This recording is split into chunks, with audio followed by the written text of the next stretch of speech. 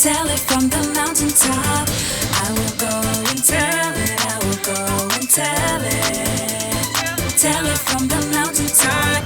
Thank you for sending Jesus. He was born for all the world. You gave us so much love, and I'm telling all the world. I will go and tell it, I will go and tell it from the mountaintop. I will go and tell it, I will go and tell it from the mountaintop. The night Jesus came started like a silent night. The shepherds looked up and saw the brightest light. And then what happened was a bigger surprise. They looked up and saw the angels in the sky. I can't keep it inside, I've gotta tell it. Go tell it. Jesus, you are alive, I've gotta tell it. Go tell it. I will go and tell it, I will go and tell it from the mountaintop. I will go and tell it, I will go and tell it from the mountaintop. Go, go, go, tell it. Go, go, go, tell it. Go, go, go, tell it. Go, go, go, tell it. Let's give it a try. Go tell it. Let's give it a try. Go tell it. I'm telling everyone, everywhere he's alive. Just like the angels singing in the sky. I can't keep it inside, I gotta tell it. Go tell it. Jesus, you are alive, I gotta tell it. Go tell it. I will go and tell it, I will go and tell it from the mountaintop. I will go and tell it, I will go and tell it from the mountaintop. Go, go, go, tell it. Go, go, go, tell it. Go, go, go, tell it. Go, go, go, tell it. Thank you for sending Jesus. He was born for all the world.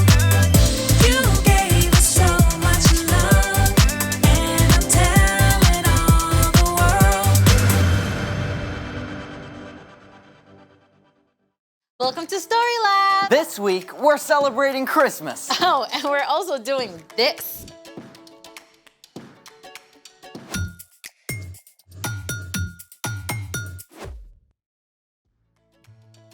Hey, I'm Amaya, And I'm Zeke, and we're talking about Christmas. which is celebrating Jesus, God's greatest gift. What do you love the most about getting ready for Christmas? Oh, everything. The lights, decorations, ooh, Christmas specials. And that's what Christmas is all about, Charlie Brown. Don't forget setting up the nativity. Nativity. You know, all the figures from the Christmas story. Oh, yeah. We still put up the plastic manger scene from when I was a kid. Plus, we bake all sorts of cookies. Oh, I love Christmas cookies. Good, because we're going to do it all by building a gingerbread nativity. Oh, do we have to bake? Nope, but we do have to architect. Here we have all of our characters. We have Mary, we have Joseph, we have baby Jesus, and 1, 2, 3 wise men. What about the shepherds? The kid didn't have any shepherd. Oh, I'm turning this guy into a shepherd. The kid also didn't have any barns or stable or a shed. So we're gonna be using, Graham crackers. yeah, I mean, this is where our architectural skills really come in. Have you ever made a gingerbread house before? Yeah, but the icing never holds right. The pieces always slide or fall down. Not today, because today we're using sugar glue. I'm not seeing glue. Well, that's because we have to apply superheat until it melts like lava. Oh, that's cool. Let's make it. Remember, do not do this alone. Grab an adult to help. All right, first step, pour the sugar into a bottom-heavy saucepan. Thank you. All right, that should be enough to start. Step 2, place the sugar on a burner on medium-high heat. Definitely grab a grown-up for this part. Step 3, swirl the sugar and stir as it starts to melt. Thank you.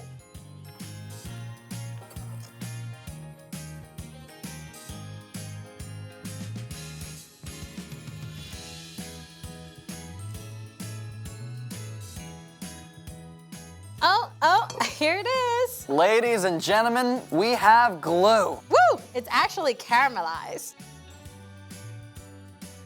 Sugar, or sucrose, is a single molecule. When heat is applied, it kicks off a series of chemical reactions.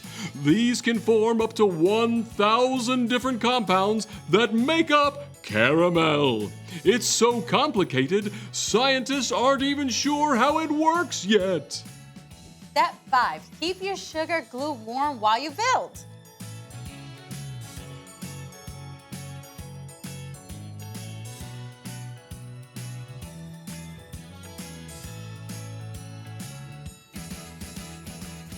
Yay!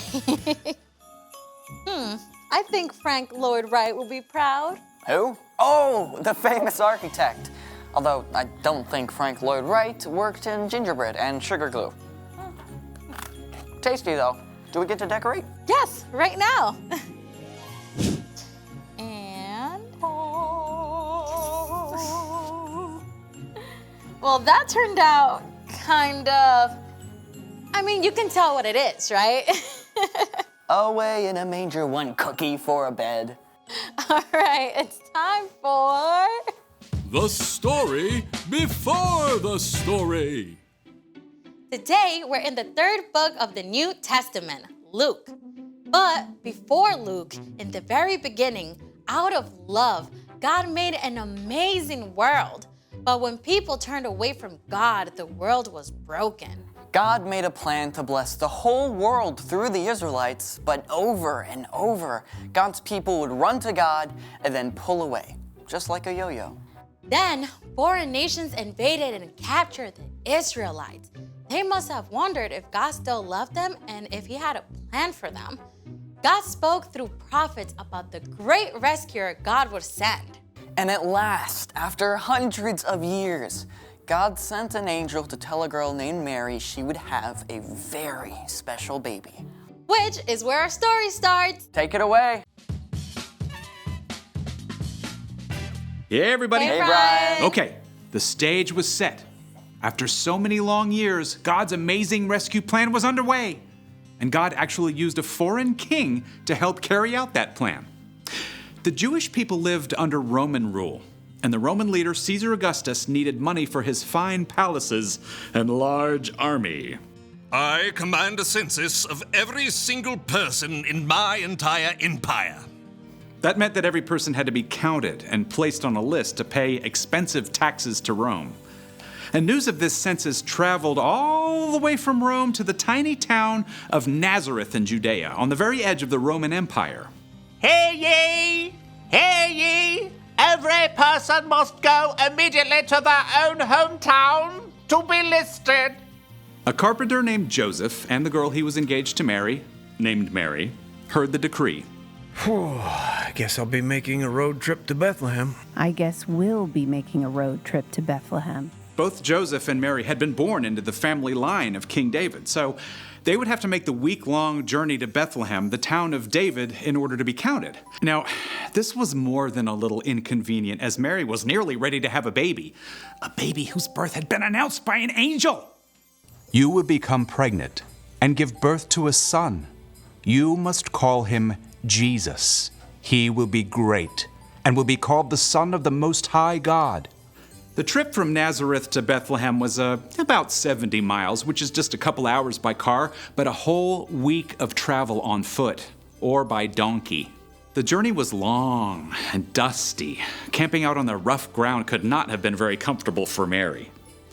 At last, Mary and Joseph saw the town of Bethlehem. They must have been ready for a hot bath and a quiet place to stay after that long journey. But the little town of Bethlehem was not so still and silent. Lots of other people had come to be counted as well. They filled every inn and guest room in town. There has got to be room for us somewhere. Have you checked with all of your relatives? Even my great Aunt Hulda and my third cousins twice removed. Finally, the very last home that Mary and Joseph tried had a room. Sort of.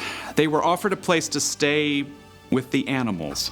I don't know about this. It's dry, it's warm, and this baby really, really, really needs a place to be born.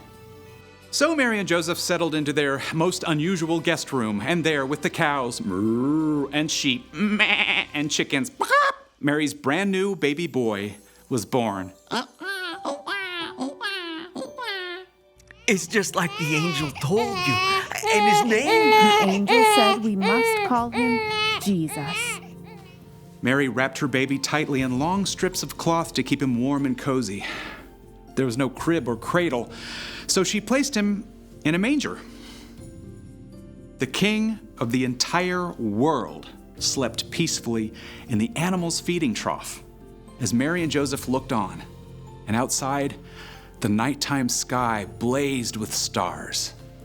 God's very own son, the best gift ever, came into the world in the most unexpected way. And the birth announcement, well, I'm just gonna save that for later. Most amazing birth story ever.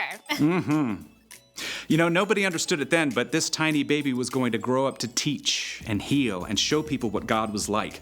And then Jesus would choose to lay down his life and the whole world to defeat death itself. That is some Christmas gift. Not exactly something you just find on an Amazon wish list. So, what's our part in the story?